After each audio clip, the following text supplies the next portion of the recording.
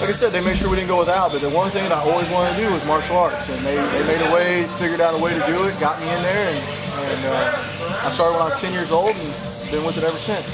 I watched He-Man, I watched Bruce Lee, I watched them all, you know. I just ran around, and the Incredible Hulk was my hero, so I thought I was the Incredible Hulk for a long time, and you know, just different things like that. And I was always active. My dad was always like, man, you know,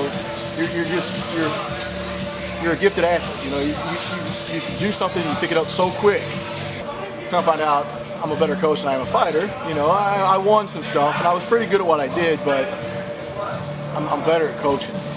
And so when I got out of the Marine Corps, I became a police officer. And I taught all the defensive tactics and hand-to-hand combat for the Missouri Highway Patrol and the police academy here in Missouri. And you know, that's kind of a start for me. People was learning from me, and I was like, hey, you know, I actually teach this stuff okay, you know. So I got away from the fight. I trained for a long time. I got away from it altogether and did a complete career change.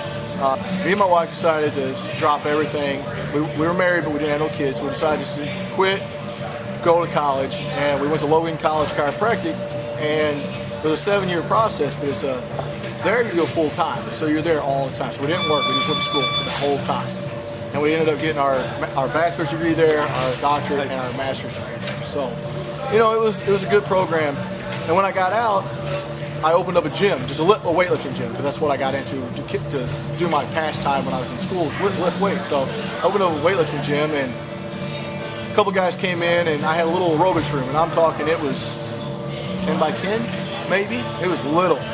And a couple guys came in and was like, hey, you know, we heard you used to kickbox, can you teach us some stuff? So I was like, yeah, why not? You know, so I started teaching a little bit, and I had a guy who wanted to fight. I was like, man, I don't know what I'm doing. I've never cornered anybody. I've never wrapped hands. I've never done any of this stuff, man. So we went and we won. In 2008, I took my first guy to a national tournament, which is Eric Irvin, he's still with me. And he's pro now, but as an amateur, we took him to a national tournament. He fought 3 guys in 3 days and ended up winning the tournament. And nobody knew who we were. We were in Chicago. Nobody had ever heard of us before. We were actually the underdog to lose that. And we ended up winning the entire tournament, beat their champs up there. And I'll never forget to this day, Eric said at the end, they go, what do you want to say? And he goes, you've never heard of Destruction MMA, but I promise you this, you will before we're done. And then turned around and walked out of the cage. You know, in the fight game, you're not going to find loyalty very often, man. You know, a guy comes by and says, hey, I'll give you this contract, or I'll give you $1,000 if you jump ship and come to me. Guys do that all the time, man. You lose fighters. MMA, boxing, any of it, it's a dirty sport. It really is. It's all about money. It's all about greed. My guys were loyal, man. I lost everything in 2010. I lost my building. I lost our training facility. We were bouncing back and forth training on football fields. You know, because we had fights coming up and I couldn't cancel fights. I would go out in the middle of a football field and hold mitts for my guys and teach them how to fight on football fields and tracks because we didn't have a place to go. And those guys stuck with me. You know, everywhere I went, I knew that I would have Eric Irvin. I would have Alex White. I would have Tom Baker. I would have these guys. Everywhere I went, I knew that they would be behind me. You know, and when I was down, dude, we had big gyms all the time saying, hey, why don't you come to us? And they're like, no, we'll get back on our feet. Well, you know, it's going to happen. We'll get back on our feet. We don't know when, but we trust Joe, and Joe said it's going to happen. Martial arts, any of it, I don't care. Like me, mine is all about control, respect. If they bring the kids in, I always tell them, you know, you respect your parents. If you don't, you're gone. You're out. If you fight outside of here, you're gone. You're out. You know. And, you know, people don't want to touch on this subject very often, but a fighter, really a fighter has anger issues. I don't care if you say, oh, no, I don't. I do it for a sport. No, there's something deep inside you, mentally or emotionally or something that drives you to do this. This is an emotional sport, you know, all mental. This is a mental game. So we all have anger issues, or we wouldn't want to do this. You know, people are like, oh, I don't have it. Yes, you do. You know, I'm not even going to try to go around that curve. I'm going to hit it straight on. We all have it. And this is a good outlet source for that. If a young kid has anger issues, come in here and I can keep it controlled in a controlled environment, their grades go up, their respect at home goes up. I mean, because first of all, they have a team that's always on them. Hey, you know, straighten up, knock it off. But they also have that, I hate to say I'm a father figure, but it's kind of like a father figure. They look up to somebody. They have to have someone to look up to. And if they think that they're going to disappoint you in any way, kids especially, they knock it off. You know, and even as adults, you know, we have to have, we're all off just a little bit to get in a cage and let somebody lock a door and fight. You know, you can't say that we're all 100% sane. Everybody's off just a little bit on that. So, but absolutely, I think it's the best thing for kids. Kids, adults, anything. You know, I had autism kids work with me, you know, and their parents said, wow, their focus is 100 times better. You know, because they, like autism, they focus on one thing. Well, I had them focusing on martial arts. And their stuff just started getting so much better. You gotta have something there. You gotta have that drive, you gotta have that anger, you gotta have that passion, you gotta have something in you saying, I'm gonna go toe to toe with this guy. Not everybody's cut out for this sport. You know, if you get 30 guys training for this sport, you might find 10 that's gonna stick with it because of that. There's something about that one in particular athlete that has it. You know, and it's not just, oh, hey, you can have all the technical abilities you want. I can have the best hands in the world. I can have the best feet in the world. I can have the best ground in the world. But if I don't have it mentally, I can't put it together. I can't perform in a cage. So the anger drives people to be better. Plus, if I can control it in a controlled environment, I can make it focus that anger towards competing and getting better at what they're actually really good at. So that's kind of the focus that I do here. The general public thinks, they probably still think that we're all thugs and all we want to do is beat people up, you know. And, you know, I'm the persona of it. I got tattoos, you know, I shave my hair and I wear a beard. I mean, I'm the typical meathead MMA guy. I am, you know, I look the part.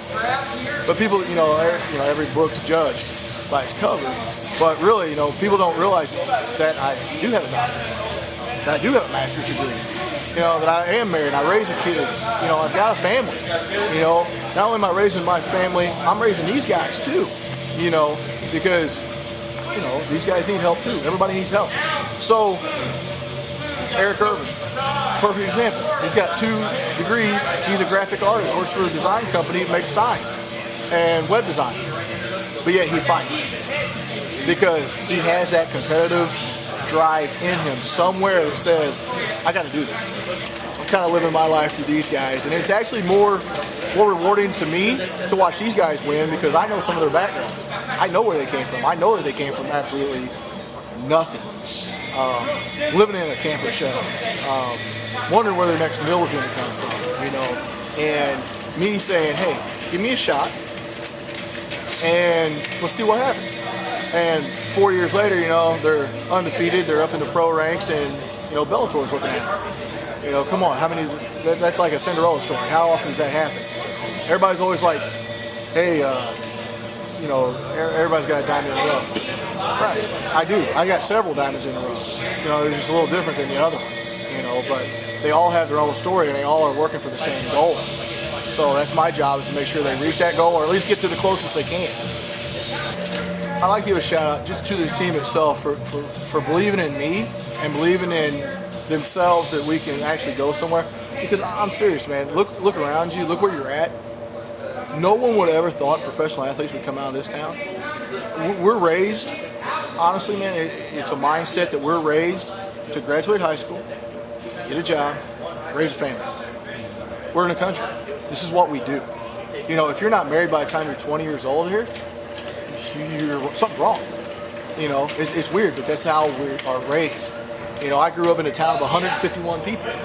You know, they believed in me, I believe in them, and as long as they give me 110, I'll give them 110. You know, it's all, like I said before, it's all about trust and loyalty. All these guys, most of these guys were there when I had my boy. I was in their weddings. I was best man at Alex's wedding. I was at Eric's wedding. And that means something. You know, I'm not just a coach. I'm not, hey, you're the guy I'm going to see tonight to teach me how to punch somebody in the face. You're a friend. You're a confidant. You know, so I want to give back to them, and you know, and I got to give shout out to my family, my mom and dad for raising me, to instill that discipline in me. My first coaches I ever started with, you know, as a kid, you know, they saw something that apparently I didn't, and I mean, they worked with me. They're like, here, come here. You know, they pulled me out of the kids class, put me with the adults class. They're like, here, you need to work with these guys. I was like, one day I'll grow and get a real job, you know. But until then, until I have to, I'm having fun with what I do. You know, and I love seeing these guys grow. I love seeing them win. There's nothing better to me than seeing a kid who had nothing, has never been around anybody, to smiling, signing autographs, taking pictures. I mean, it's, to me, and when I see that, everybody's always like, hey, come up here, come up here. I fade off, and I sit back and I watch. You'll hardly ever see me around when they're doing all the signings, and that's their time, man. You know, let them enjoy it.